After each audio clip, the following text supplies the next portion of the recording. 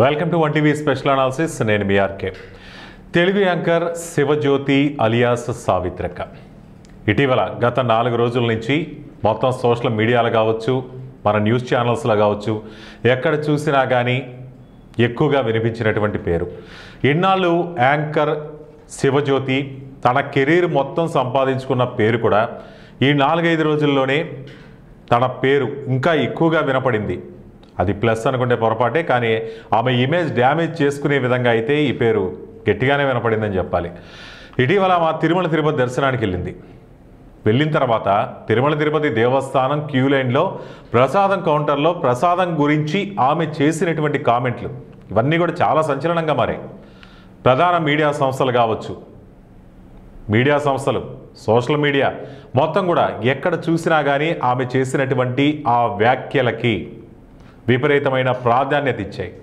ఒక్కసారిగా శివజ్యోతి ఆమె చేసినటువంటి వ్యాఖ్యలతో తీవ్ర వివాదంలో చిక్కుకుంది. దీంతో ఆమెపై తీవ్ర విమర్శలు కూడా మొత్తంగా నలువైపుల నుంచి ఆమెకు చుట్టుముట్టాయి. ముఖ్యంగా హిందూ సంఘాలు ఆమె మాట్లాడిన మాటల పట్ల, ఆమె కావచ్చు, ఆమె బ్రదర్ కావచ్చు, వీళ్ళందరూ కూడా ఆ క్యూ లైన్లో చేసినటువంటి మాటలు కావచ్చు, ఆ వ్యాఖ్యలు కావచ్చు, వాటి పట్ల తీవ్రంగా విమర్శలే వచ్చాయి. నిజమే, వెంకటేశ్వర స్వామిని కానీ హిందుత్వాన్ని కానీ చాలా పరమ పవిత్రంగా భావిస్తుంటారు. ఎక్కడి నుంచైనా అన్య మతాలుగా ప్రచారాలు కూడా అక్కడ చేయించరు, విమర్శలకు అసలు తావులేదు, ఎంతో పవిత్రంగా భావిస్తుంటారు. అక్కడ దర్శనం దగ్గర నుంచి ప్రసాదం దగ్గర దాకా, తిరుగు ప్రయాణం దాకా అంతా భక్తిభావంతో నిండి ఉండేటటువంటి అటువంటి ప్రదేశంలో ఎవరైనా కానీ ఇటువంటి వ్యాఖ్యలు చేస్తే సగటు హిందుత్వాన్ని అభిమానించే వాళ్ళు కానీ, శ్రీ వెంకటేశ్వర స్వామికి భక్తులు కానీ ఎవరూ సహించరు. సరే, ఒకవేళ నిజంగా అక్కడ క్యూ లైన్లో ఏదైనా ఇబ్బందులు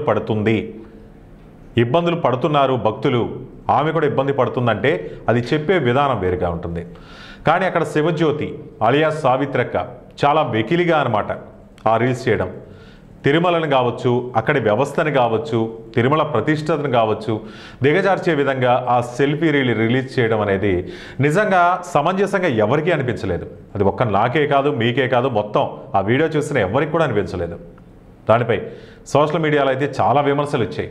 తర్వాత అది చిలికి గాలివానగా మారింది. అది శివజ్యోతి పశ్చాత్తాపపడే రేంజ్ కూడా వెళ్ళింది. ఆమెకే అర్థమైంది, బహుశా నేను ఆ విధంగా అనుండాల్సింది కాదు అని. పశ్చాత్తాప వీడియో కూడా ఒకటి రిలీజ్ చేసింది. హిందువులకి, ముఖ్యంగా వెంకటేశ్వర స్వామి భక్తులకు క్షమాపణలు చెబుతూ వెంకటేశ్వర స్వామి పట్ల తనకున్నటువంటి భక్తిభావం ఎటువంటిదో కూడా వివరించే ప్రయత్నం కూడా చేశారు. అయినా కానీ ఆ వివాదం తగ్గలేదు. అన్నమాట అనేసి తర్వాత వచ్చి సారీ అని చెప్తే ఆ మనోభావాలు అనేవి ఒప్పుకోరు కదా, భక్తులు ఎవరో ఒప్పుకోరు. అదే చిలికి గాలి వానగానే మారుతుంది. దీనిపై తిరుమల తిరుపతి దేవస్థానం చైర్మన్ అయినటువంటి బిఆర్ నాయుడు ఈ వివాదంపై ఒక సమావేశం ఏర్పాటు చేశారు. ఎందుకంటే దీనిపై ఇంకొక రూమర్ కూడా వచ్చిందనమాట. అది రూమర్ కావచ్చు, నిజం కావచ్చు.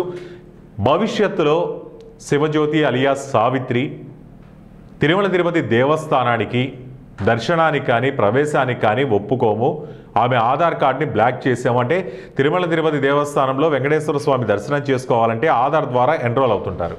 ఆ ఎన్రోల్మెంట్కి అవకాశం లేకుండా ఆమె ఆధార్ కార్డుని కంప్లీట్గా బ్లాక్ చేశారు అనేటటువంటి వార్త. దీనిపై టీటీడీ చైర్మన్ బిఆర్ నాయుడు ఒక సమావేశం ఏర్పాటు చేశారు. ఆమె ఆధార్ కార్డు బ్లాక్ చేయించారని, భవిష్యత్ కాలంలో ఆమె శ్రీవారి దర్శనం చేసుకునే అవకాశం లేకుండా నిర్ణయం తీసుకున్నారని ఈ మధ్యకాలంలో ప్రచారం జరిగింది. అది మా దృష్టికి వచ్చింది. కొన్ని మీడియా సంస్థలు ఈ వార్తలు అసలు నిజమా కాదా అనేటటువంటి విషయం కూడా ధృవీకరించలేదు. ఏకంగా బ్లాక్ చేశారు, శివజ్యోతికి దర్శనం లేదు అనేటటువంటి వార్తలు వచ్చాయి. దీంతో శివజ్యోతిపై విమర్శలు ఇంకా పెరిగాయి. అసలు శివజ్యోతి ఆధార్ కార్డును తిరుమల తిరుపతి దేవస్థానం బ్లాక్ చేసింది అనే వార్తలపై ఒక క్లారిటీ ఇచ్చే ప్రయత్నం చేశారు. తిరుమల తిరుపతి దేవస్థానం ఇంతవరకు ఆమె ఆధార్ కార్డు బ్లాక్ గురించి ఎటువంటి ప్రకటన చెయ్యలేదు. ఇది మీడియా తొందరపాటు చర్య అనేటటువంటిది తెలుస్తోంది. మరోవైపు శివజ్యోతి విషయంలో ఇంతవరకు తిరుమల తిరుపతి దేవస్థానం కూడా ఎటువంటి నిర్ణయం తీసుకోలేదు అనేటటువంటిది ఇప్పటి వరకు ఉన్నటువంటి సమాచారం. అసలు వాస్తవానికైతే శివజ్యోతి మాట్లాడినటువంటి ఆ వివాదాస్పద వ్యాఖ్య కాస్ట్లీ బిచ్చగాళ్ళం. అంటే 10,000 రూపాయలు ఖర్చు పెట్టి దర్శనానికి టికెట్ తీసుకొని మేము వెళ్ళాం, దర్శనానికి. ఇప్పుడు ఇక్కడ మేము ప్రసాదం కూడా అడుక్కుంటున్నాము అంటూ ఆమె కాస్ట్లీ బిచ్చగాళ్ళమనింది. అంటే ఇప్పుడు ఒకవేళ 10,000 రూపాయలు కట్టింది కాబట్టి వీళ్ళు కాస్ట్లీ బిచ్చగాళ్ళు అయితే అసలు ఉచిత దర్శనానికి వెళ్ళిన వాళ్ళు బిచ్చగాళ్ళు అంటారా? ఇది సోషల్ మీడియాలో ఆమెపై వచ్చినటువంటి తీవ్ర విమర్శ. అసలు తిరుమల తిరుపతి దేవస్థానం దీనిపై ఆగ్రహం వ్యక్తం చేసిన విషయం కూడా తెలిసిందే. మరి ఈ వివాదం అక్కడితో ఆగిపోయింది. అంతే తప్ప శివజ్యోతి మీద మేము ఎటువంటి చర్యలు తీసుకోలేదని తెలుస్తోంది, చెప్తున్నామని చెప్పే ప్రయత్నం చేశారు. ఈ జోష్లోనే కొందరైతే టీటీడీ ఆమె ఆధార్ కార్డు బ్లాక్ చేసింది, స్క్రీన్ షాట్లు అలాగే ఫేక్ నోటిఫికేషన్లు మొత్తం రిలీజ్ చేశారు. కానీ టీటీడీ నుంచి అయితే ఇంతవరకు ప్రకటన రాలేదు.